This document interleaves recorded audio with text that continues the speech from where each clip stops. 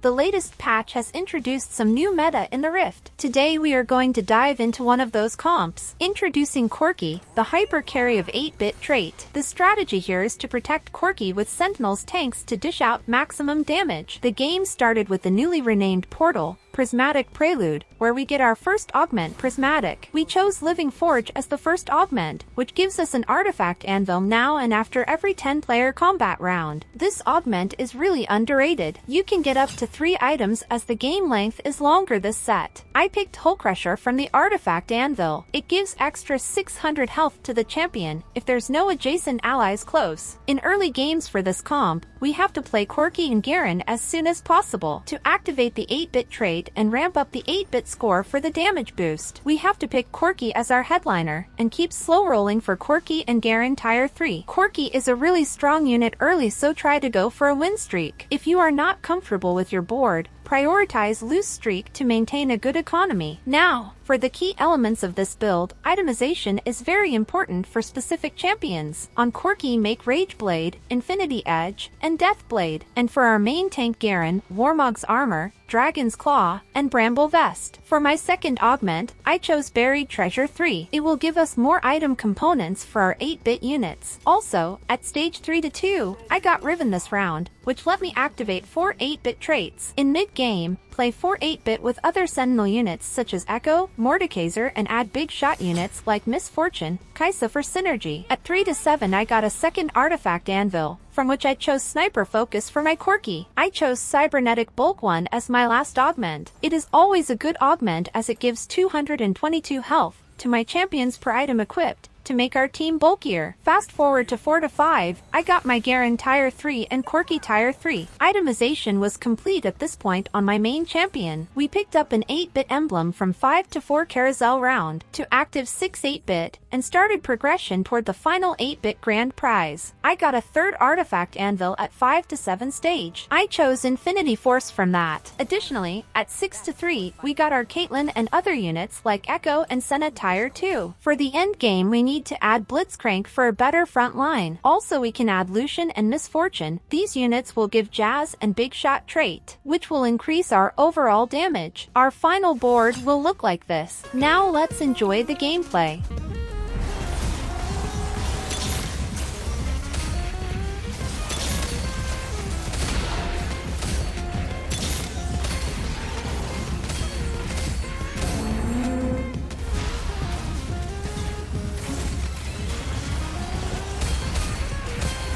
Even though our opponent died before we could collect our grand prize, we won the game. The game was an absolute blast. I highly recommend you guys to try it out for yourselves to push your rank. Remember to subscribe to our channel, Item Swap, so you never miss out on our latest videos and exciting content. Thank you for watching, and until next time, happy gaming!